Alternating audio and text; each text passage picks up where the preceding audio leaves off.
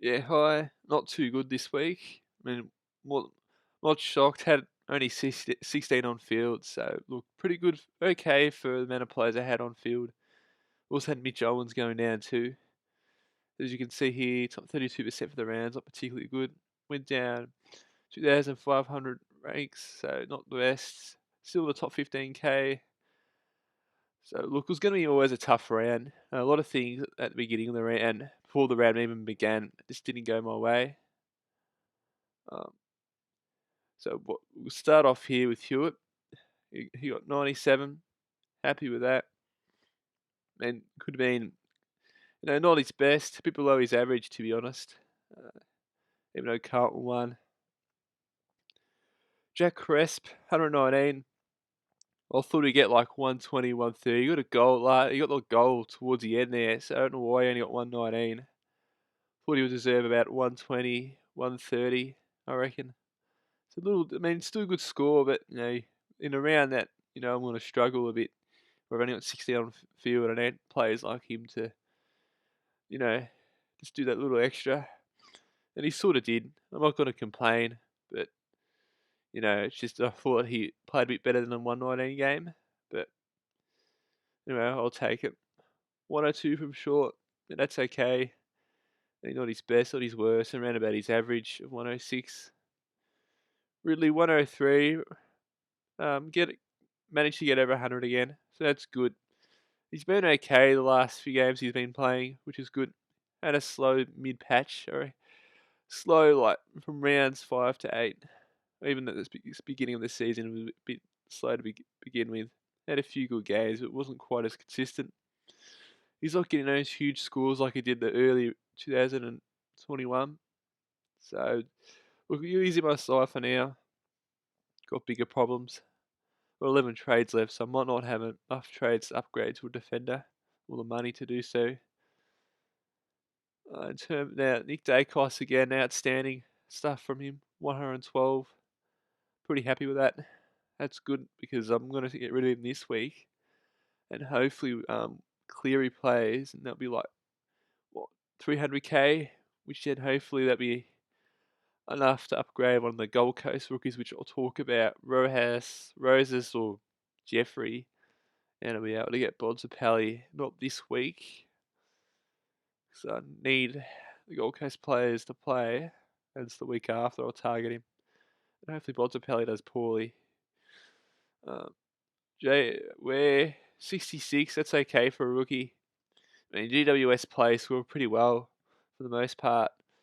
Probably the most dominating Supercoach scoring wise I've seen from a side, really. 2,000 points GWS at Northampton 1,200. This shows how dominant they were, even though they didn't really add to the scoreboard that much in the second half.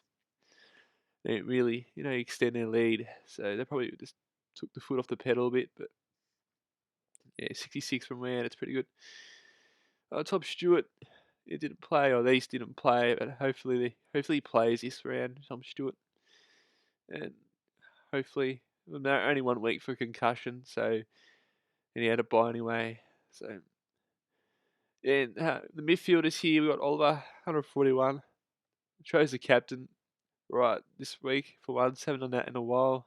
And last week was okay, but Gordon got like 190 or something. And Took Miller went off. So, yeah, look, 141. Happy picked him instead of Gorn. I know, I just had this funny feeling that Oliver would do better today. And I was right. Yeah, he got a bit injured. He was all right in the first half. And as soon as he went off, Collingwood started dominating a bit more and they got on top. So, it wasn't Gordon's best game. He wasn't particularly happy this game either. So, yeah, the ruck's been a bit of a mess. But go back to the midfield here. Yeah, happy with Gorn, Oliver at 141. Save my round a bit. Kept me from dropping the ranks a bit further. Neil 123. Yeah, he dropped away in the last quarter, which is why I took the gamble with Oliver. I mean, Oliver didn't really have a crap third quarter, so he could have got 160, 170, maybe Melbourne might have won if that was the case. So once he slowed down a bit, same with Melbourne. So yeah, I don't know what's going on with Melbourne lately. These things aren't right compared to where they were for the first half of the season. the beginning of the season, so I'm not too sure what's going on there. Hopefully Neil, yeah, I don't know what happened in the last quarter with Neil. It's good for the first three. 123, took the gamble of one, only got 18 more points. It's not a big dip much, but it all adds up in the end. It took Neil to play. Got Brayshaw 135. Great job from him. Happy with Brayshaw. Another reason why 301. Not too sure if he's the right pick, but Walsh and Parrish didn't perform well, so looks like I'll get a bit of advantage over people who pick them. So for this round, yeah, it was a good decision. Cripps 126, okay. Didn't go the world on fire like some people might have thought. But 126 is still good. Beats his average, but it's not getting the 140, 150. Siri Carlton 1. Greg Clark didn't play. Carroll, he's probably not going to play again for a while, hopefully. I don't know why he didn't play last week. He was a medi sub. It was expected to be a medi sub and then wasn't. So I'm not too sure he's going to play this week. And Owens is probably the most disappointing for the round that played. He got injured. He was looking to get like a 60 score. Fortunately, that he got injured and didn't play out. So I lost probably about 30 points. So from my voice, got a bit of a cold. It's a bit unfortunate there. It's a bit unlucky. I really needed him this round. He's still 26 is better than nothing. All these other players not playing. And dead rookies like Carroll. Gorn, 70. Yeah, disappointing from Gorn. Like I said before, glad I swapped the captaincy of Ran at the last minute. The Gorn's been a bit inconsistent. He gets scores like 70, gets 198 last week. It's probably one of the biggest differential in performance I've ever seen in terms of Supercoach. 128 points difference. That's insane. So, Gorn's another roller coaster player, which makes it difficult, picking him as a VC or captain option.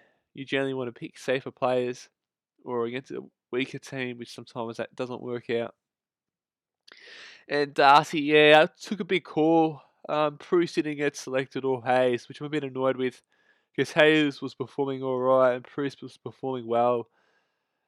In the end, I decided, I'm going to bring in Darcy anyway at some point, hopefully. I might as well just do it this week. Even though I lost a bit of money, I wasn't planning to get him this week because I was planning to get Bont, but probably in the end, he's not going to play this week anyway, Darcy. So I reckon it probably makes up for the 91 points, which probably, put me up. Stop me from going down the rankings even more. 91's better than nothing. And even though Bruce may play next week, it's not, I might have, if Hayes plays, hopefully he can cover and be able to get 18 on the field, which I'm not 100% confident with. Either if Bruce plays, well, it's not the end of the world. He still had money to be made as well, which would have made the jump from Darcy to Bruce a little less expensive, but oh well. It's one of those weeks, where selections that you were thinking that either Bruce or Hayes were going to play, they didn't. And I reckon they should be, particularly Bruce, because, he's better than a backup ruckman. He's an AFL standard ruckman, and he's shown that this season. So I don't know what's going on there. I mean, why not play both? But that's the one thing I'm annoyed about with GWS. And also, Hayes, he did get Nick Hayes as well. So I don't know what's going on there. Again, sorry for my voice. Will Brody, 82. Looks like 5's going to impact him. Not too sure if it's a good idea to get rid of this week. I mean, you could if you want, but I don't want to waste a trade. I mean, I only got 11 of them. And 82's not terrible. If 5 starts getting more mid-time again, will this impact Brody? Probably. Hopefully not a lot, though. That's a tough one because forwards, there's a few issues with the forward line, which we'll talk about in a minute. Look, I'll take an 82. I've got bigger worries about. Parker didn't play. Butters 87. Didn't go the world on fire. I mean, Porto did lose. He did go off for a bit in that last quarter, which probably prevented him from getting 100. Again, it's another situation where I lost a bit of points, which I could have got, so probably lost 40 points due to injuries. Not a big deal. Not the biggest differential with injuries I've had in terms of losing points. It is a bit annoying, but he did come back on. So hopefully, he could put a play this week anyway. So hopefully, it's been okay the last month, but it's looks like it's playing out well, keeping him for now. I do need him for the buys, and look, I'm happy for the most part. Hasn't lit the world on fire as much as what we thought he would, considering after the first couple of rounds. Poolade actually played poorly at the start of the season. But they're playing well, and he's not quite living up to the same expectations what we thought, but he's still young, so I'll keep him in my side for now. I've only got not many trades left, and there's a couple other players I want to bring in, which I'll talk about in a minute.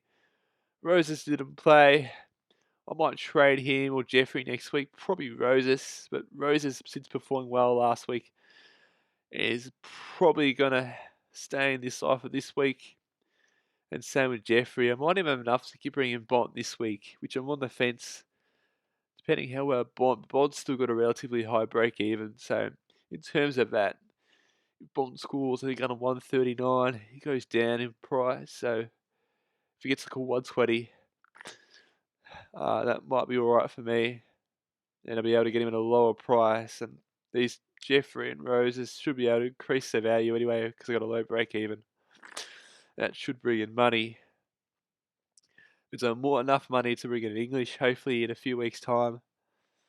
In terms of Curtis, 61's okay, considering North Melbourne did terrible for the game and Supercoach wise. That is probably the worst performance in terms of Supercoach I've seen from a team. To be honest, this shows how bad they were. It's North Melbourne got all of the issues. Horn Francis was terrible, like Stevenson and Greenwood. They need a lift, particularly Greenwood and Stevenson. They've been playing for a while now. I mean, Stevenson, I don't know what's going on with him, but anyway, I'm not going to talk about that. Dunkley didn't play, and Rioli, he didn't play. So, Dunkley had the bye. So I don't know what's going with Rioli. That's another player I probably could have traded instead of Carroll, though it wasn't a forward that I really wanted to bring in anyway. So, yeah, I could have probably maybe... Yeah, I had no forward midfielder to switch with, I don't think. So, yeah, I couldn't trade out Rioli. Even though he's 188 and Carroll's 170. So, not too sure if Rioli plays this week since Richmond won. And Owens probably won't play, but I'm relying on Hayes to play, I think. It sort of sucks me because getting that 18th player. Either way, if that doesn't work out, might even have to trade Curtis. Looks like this week, 200k, but will I have enough? Because if I get rid of Dacos for Cleary if he plays, which I probably don't really care anymore, to be honest. Because I've got, we've got 6 defenders playing anyway, if we're players. And I'll be training, hopefully, Dacos anyway, so I'll probably have 6 playing. So it's not a big deal there anyway. Cleary doesn't play since Collingwood have their bye, so if I'm enough to bring Bontempelli in, I probably will for Curtis if I don't have 18 played. If there is 18 playing, then I'll probably take a risk just to save a bit of money. And that way I have enough money now. English and maybe even a luxury option to upgrade my defence from maybe a Ridley to a Sinclair, but Ridley's not doing that bad enough. May lose a bit of points. And Sinclair, we haven't seen, and he's only done well for this season. Did okay last season, but in terms of premium numbers. Anyway, yeah, not too bad this week for the amount of players I had on the field. It's always going to be tough. I did the best I could probably do from the situation that I was given with a bit of just a bad luck with Bruce and Hayes not playing, and Rioli not playing too, and then Yolen's getting injured, and Butters, even him getting a bit injured too, off that a little patch there in the last, and Gorn too as well. So yeah, few things just went my way this round, and I managed to scrap something from which could have been a lot worse this round, just to put it that way. Hopefully I bounce back next week, which I should, but I think a lot of other people in the same vote. Hopefully. Should be better next week. It's not a guarantee because a lot of stuff could happen. Anyway, thanks for watching.